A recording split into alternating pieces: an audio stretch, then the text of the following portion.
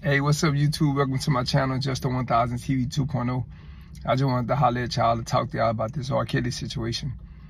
He just got sentenced to this this penitentiary out there, outside of Chicago, I think outside of Chicago for sure.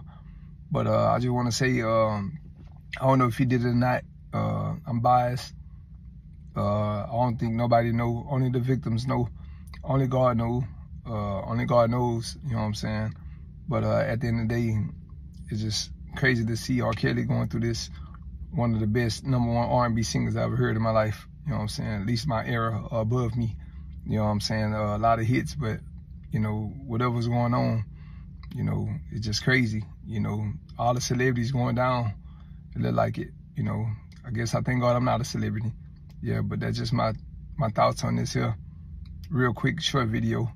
God bless R. Kelly. God bless the victims. I'm out.